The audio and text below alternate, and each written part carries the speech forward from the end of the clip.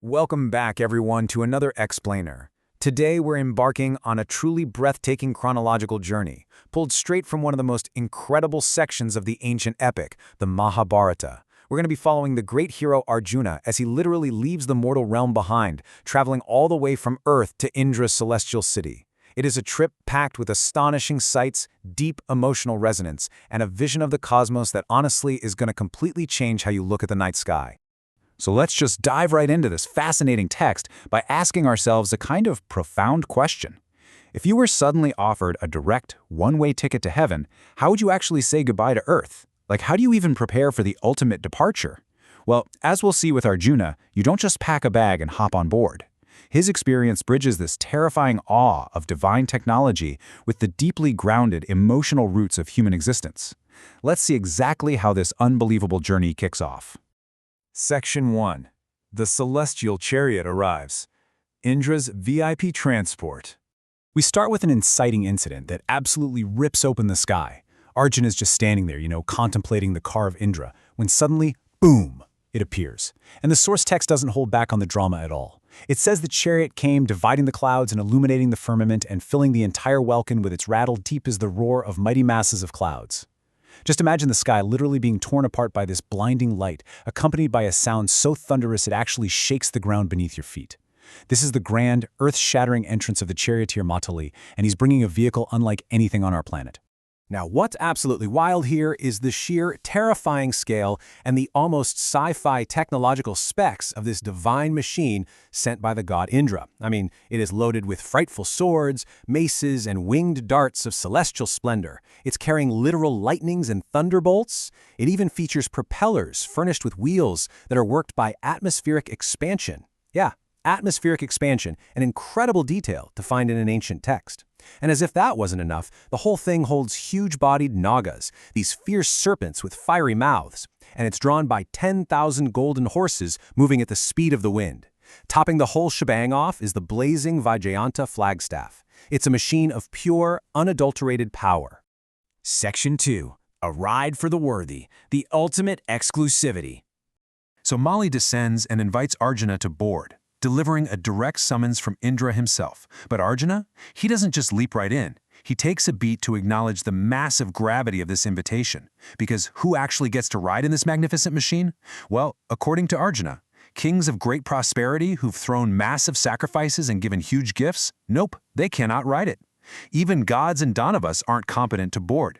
The only requirement, the absolute singular golden ticket here, is profound ascetic merit. Without it, you can't even see or touch this car, let alone ride in it. So unmatched wealth or divine status means absolutely nothing here. Only absolute inner virtue is going to grant you access.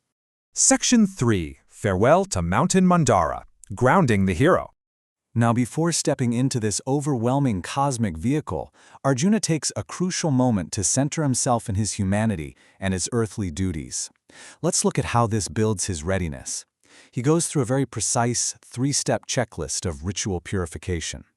First up, a purifying bath in the holy Ganges River. Second, he repeats his customary prayers inaudibly, really centering his mind. And third, he offers oblations of water to the Pitris, honoring his ancestors. He's actively making peace with the mortal world before he leaves it behind. And this next part brilliantly illustrates the emotional core of our explainer. After finishing his rituals, Arjuna turns to the great mountain Mandara to say his final goodbye. He speaks to the earth that sheltered him with such deep reverence. He says, "O mountain, as a child sleepeth happily on the lap of his father, so have I, O king of mountains, sported on thy breast." He thanks the mountain for its savory fruits, its perfumed waters, sweet as Amrita, and its safe bowers. It is such a tender, profoundly human moment. Before blasting off into the heavens, this invincible warrior pauses to express his deep, heartfelt gratitude to the natural world that nurtured him. Section 4. The truth about stars. Ascending the firmament. So, with his farewells complete, Arjuna ascends the celestial car, blazing like the sun itself, and blasts off into his self-luminous cosmic region. And as he travels further and further from the mortal earth, he notices that there's no sun, no moon, no fire needed to give light up here. The physical world basically fades away. The region blazes with a light of its own, generated entirely by ascetic merit. And as Arjuna looks out into this incredible new realm filled with thousands of beautiful cars and glowing entities, he turns to Matali and asks the exact question we've all asked at some point. What are the stars, really? Matali's answer is, well, it's absolutely breathtaking. He reveals that the brilliant light surrounding them aren't just burning celestial bodies. The stars, as we see them down here on Earth, are actually virtuous persons, royal sages crowned with ascetic success, and fallen heroes who yielded up their lives in battle. They reside in these self-luminous regions, blazing with their own splendid merit, and they only appear small, like tiny little lamps in the night sky, purely because of the immense distance from Earth. Just imagine Arjuna's wonder as he realizes he's flying directly through a galaxy made up of the glowing souls of the greatest, most virtuous beings to ever exist. Section 5. Entering Indra's city, the gates of Amaravati. Arjuna courses along the path of the Siddhas and virtuous kings, passing through successive regions of heaven, and finally he reaches the gates of Indra's region. There, standing guard, is a truly majestic sight, the handsome and ever-victorious elephant Airavata.